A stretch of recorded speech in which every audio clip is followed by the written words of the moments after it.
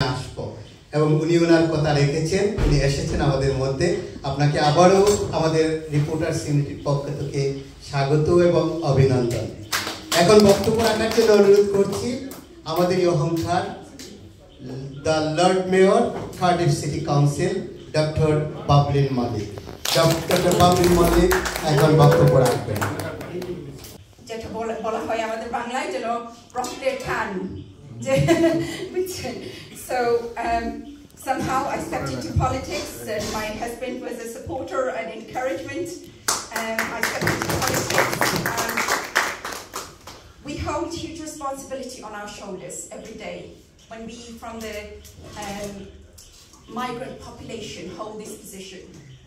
We want this to be inspiring for our younger generation. We broke and smashed those barriers for a reason. We want to see those opportunities created for our next generation. And that's why we went into these positions. I was doing a... সবচেয়ে বড় challenge হচ্ছে কোনটা তথ্য, কোনটা সংবাদ, কোনটা খবর, এটা আলাদা করতে পারি। আমরা যদি আজ থেকে বছর কয়েক পিছনে যাই, তখন দেখেছি যে আমরা যারা রিপোর্টার ছিলাম তারা আমরা কিছু যে জিনিসগুলি ফেস করেছি, একটা প্রথম ছিল প্রপাগান্ডা। একটা প্রপাগান্ডা চালানো হতো, এটা আমরা কিভাবে ফেস করব। এই প্রপাগান্ডাটা কি ছিল? একটা ঘটনা, এটা সত্যি হতে পারে, কিন্তু এটাকে একটু অতিরঞ্জিত করে রংচং মাখিয়ে এটাকে প্রচার করা, প্রপাগান্ডা। আমি যদি কোভিডের সঙ্গে তুলনা করি, তাহলে এটা কোভিডের খুব একটা দুর্বল ভেরিয়েন্ট। প্রপাগান্ডাটা খুব weak, it's a very weak variant propaganda. এটা মোটামুটি হ্যান্ডেল করা যেত। তারপর আসলো মিস ইনফরমেশন।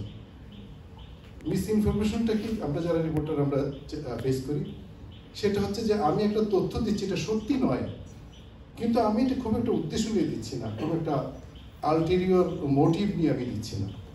আমাকে বলা হয়েছে, আমি না জেনে খোঁজখবর না নিয়ে আমি বলে দিচ্ছি। এটা প্রপাগান্ডার চেয়ে একটু স্ট্রং আর, কিন্তু এটা অতটা চ্যালেঞ্জিং ছিল না। আমরা মিস ইনফরমেশনটাকে আমরা সঠিক তথ্য দিয়ে সহজে আমরা হ্যান্ডেল করতে পেরেছি যারা রিপোর্টার ছিলাম। কিন্তু ইদানিং যেটা শুরু হয়েছে, ডিসইনফরমেশন, এটা হচ্ছে কোভিড-19 মতো ভীষণ স্ট্রং ভেরিয়েন্ট। ডিসইনফরমেশনটা কি? What is the difference between misinformation and disinformation? Misinformation is an information spreading without any intention, and disinformation is spreading with a very specific intention. যেটা আমরা এখন দেখতে পাচ্ছেন যে সব জায়গায় যুদ্ধ হচ্ছে, ওইসব এলাকা থেকে দেখেন যে কিভাবে ইনফরমেশনগুলি।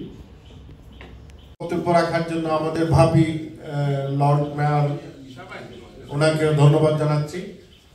এ পর্যায়ে আপনাদের সামনে সংক্ষিপ্তভাবে আপনাদেরকে ধন্যবাদ জ্ঞাপন করবেন আমাদের নবনির্বাচিত সভাপতি, ইউকে বাংলা রিপোর্টার্স ইউনিটির নবনির্বাচিত সভাপতি জনাব আনসার আহমেদুল্লাহ,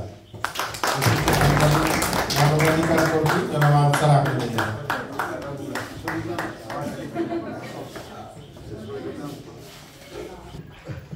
আজকে আমাদের অনুষ্ঠানে সম্মানিত সভাপতি, বিদায়ী সভাপতি এবং অভিষিক্ত সভাপতি সবাইকে অভিনন্দন এবং অভিষিক্ত কমিটিকে অভিনন্দন এবং কৃতজ্ঞতা প্রকাশ করছি। আজকের অনারেবল গেস্ট যারা আছেন আমাদের, councillor doctor Bablin Malik, the right honourable lord mayor Cardiff, councillor Rahima Rahman, councillor chair first citizen of Newham, councillor Najma Rahman, mayor of Camden, এবং আমাদের প্রেস মিনিস্টার, এবং মঞ্চের সামনে আছেন আমাদের অনেক গুণী ব্যক্তি, সাংবাদিক, কমিউনিটি ব্যক্তিবর্গ। আজান পড়ে গেছে, এর জন্য আমি আর লম্বা করবো না, সবাইকে এতটুকুই বলবো, আমার আগে যে বক্তব্য দিয়েছেন আমাদের অগ্রজ প্রথম সাংবাদিক ভাই এবং আমাদের UK Bangla reporters honourable member, এরপরে আমার মনে হয় না আর বক্তব্য দেওয়ার, কিন্তু আমার ইচ্ছা ছিল, আমি নোট করেছিলাম হাই কমিশনের অনেক কিছু বলার জন্য। হাই কমিশনের সাথে আমার কন্টিনিউ ওনার সাথে অনেক তথ্য আমি পেয়ে থাকি, আমাকে সহযোগিতা করে থাকেন। সো আমাদের আগামীতে যেগুলো হবে অলরেডি বলেছেন, আনসার ভাইয়ের সাথেও যোগাযোগ হয়েছে, আমরা আগামীতে এরকম করে ওয়ার্কশপ, সেমিনার এসব করব, আমাদের ট্রেনিংয়ের জন্য যা কিছু প্রয়োজন।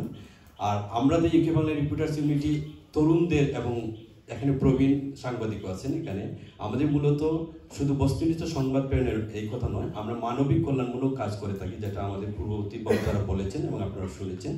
সেই কাজটা আমাদের অব্যাহত থাকবে, এর জন্য আপনাদের যারা গুণী সাংবাদিক আছেন পরামর্শ দিবেন, সহযোগিতা করবেন, এই প্রত্যাশা রাখি এবং পরিশেষে কৃতজ্ঞতা প্রকাশ করছি আপনারা যারা সবাই এসেছেন। ধন্যবাদ সবাইকে। আল্লাহ হাফিজ। ধন্যবাদ।